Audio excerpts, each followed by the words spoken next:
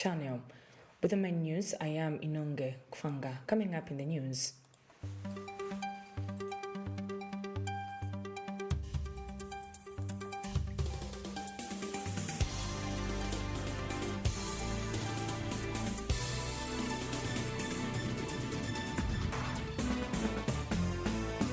Lusaka police block Catholic faithful in solidarity with Archbishop Alec Banda.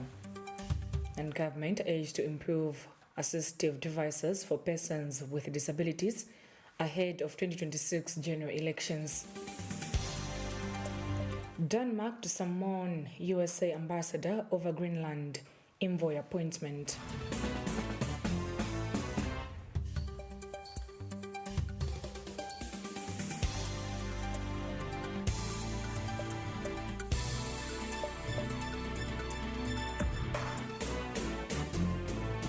These and many other stories, but first we hear from the church. Lusaka police this morning blocked Catholic faithful who were working in solidarity with Archbishop Alec Banda, who has been summoned for questioning by the Drug Enforcement Commission (DEC).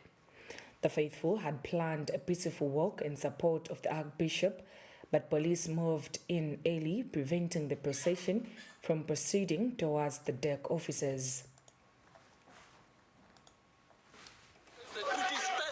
Except the 7 people that are out. Stop! Police, stop! The Father, the Son, and the Holy Spirit.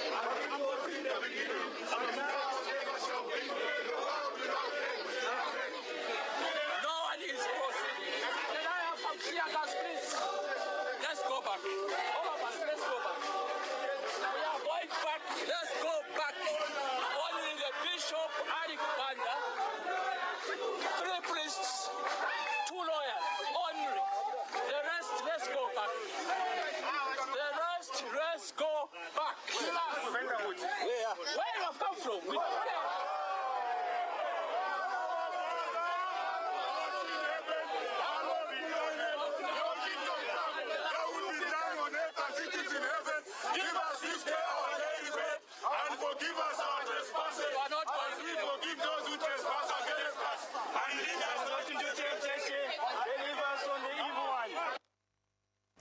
Meanwhile, Archbishop Banda has honored the summon and is currently at the Drug Enforcement Commission offices in Lusaka, where he is expected to be questioned.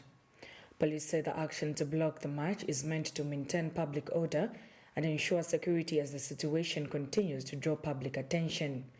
Further updates are expected as the questioning and the DEC processes. The Southern Africa Center for the Constructive Resolution of Disputes, SACOD, has called on government and the family of late former President Edgar Lungu to resolve the prolonged delay surrounding his burial. SACOD Executive Director Arthur Myunda says the matter has dragged on for too long and there is no justification for continued disagreement, stressing that the former head of state deserves to be laid to rest with dignity. Mr. Myunda has urged both parties to reach a clear national consensus, noting that as a former president, Mr. Lungu's burial should be handled respectfully. He says the available options include the family repatriating the remains for a private burial or allowing the government to bring the body to Zambia for a dignified state funeral. Mr. Myunda has expressed concern that dialogue between the two sides has stalled, particularly after mediators withdrew from the process. He has since appealed to both the government and the Lungu family to put aside political differences, emphasizing that matters of death should unite the nation rather than divide it. Government has reaffirmed its commitment to protecting the health of persons living with albinism by providing free sunscreen at all government health facilities across the country.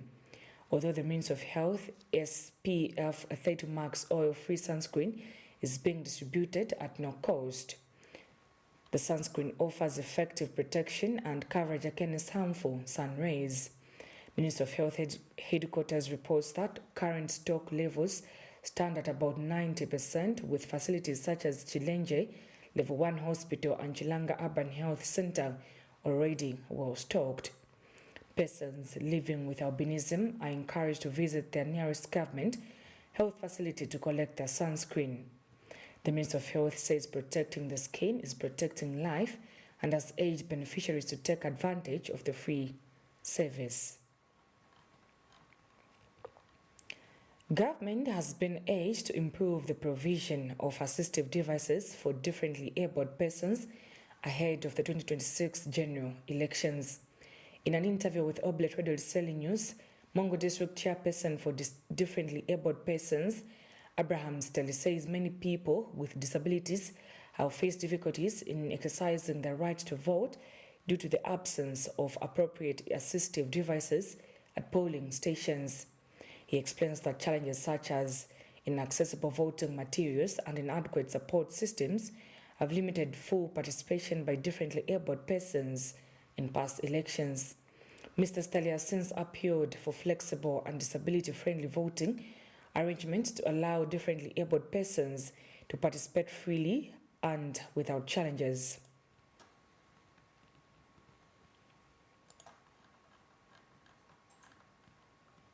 Western Province Disability Rights Watch Coordinator Cornelius Likomazo is calling on government and other stakeholders to continue providing braille materials in schools for the visually impaired.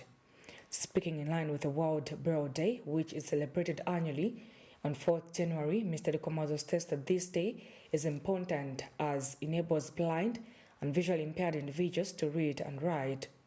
Mr. Likomazo says this day highlights the importance of this day in promoting accessibility and inclusion for individuals with visual impairments, urging stakeholders to take active steps to promote braille education, especially in rural schools. So, to the government, this is an opportunity to make sure that the learning and teaching materials that is in braille must be available like in the past. In our schools today, these braille materials are no longer there. There are no copies.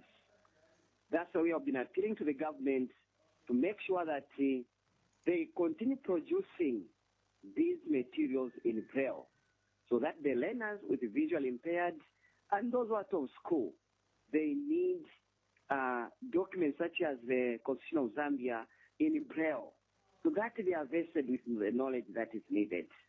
So we need that.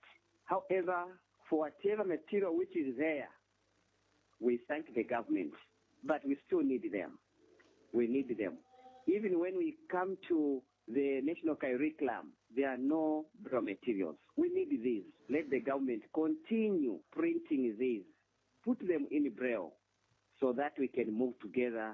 We can close the gap between the learner without visual impairment and the learner with visual impairment. And even the teachers who use the same braille. World Braille Day celebrates the birth of Louis Braille, the inventor of the Braille system, which the organization emphasizes that rising awareness around this day is crucial for advocating the rights of persons with disabilities. Petroleum expert Dr. Kafula Muvanga says recent political development in Venezuela will not have any immediate impact on fuel prices in Zambia.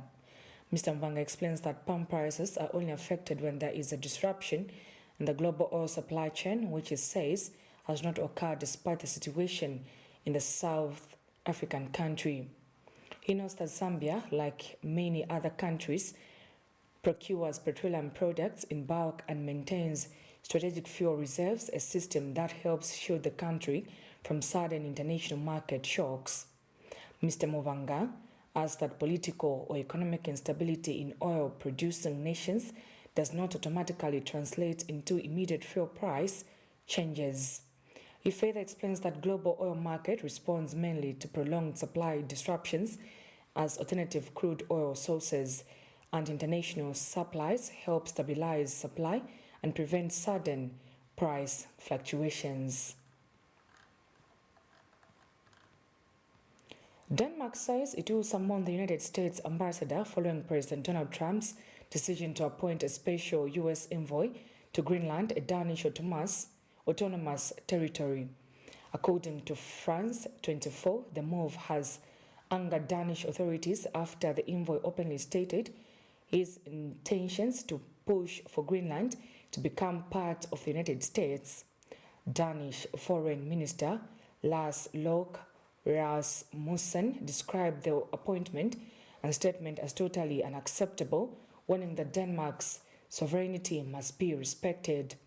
He confirmed that the U.S. ambassador will be called in to explain Washington's position.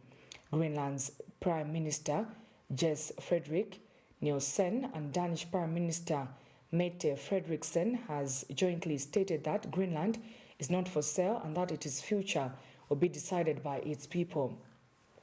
The European Union has also weighed in, with European Commission President Ursula von der Leyen and European Council President Antonio Costa expressing full solidarity with Denmark and the people of Greenland, stressing that territorial integrity and sovereignty are fundamental principles of international law.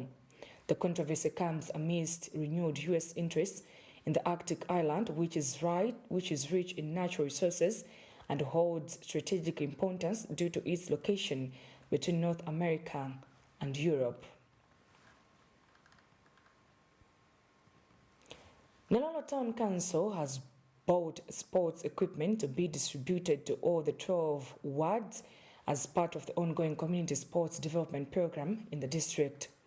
Nalolo Town Council Public Relations Unity states that the sport kits have been brought using a grant from the central government meant to promote grassroots sports and nurture local talent. Nalolo Town Council, working with the civic leaders, has organized local sports tournament in all 12 wards, and the distribution of the sport kits will help promote grassroots sports development. Among the sports equipment bought include jerseys, football, and trophies, which have seen about 48 local teams participating in the grassroots football tournament across the district. And that item, our dear listener, brings us to the end of our main news. But before we go, a recap of the headlines.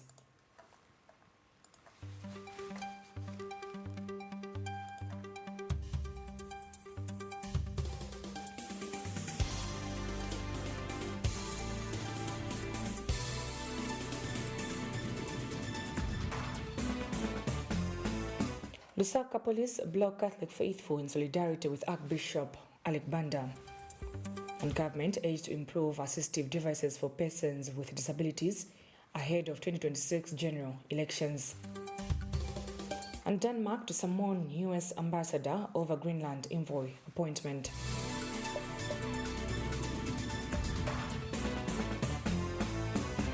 That ends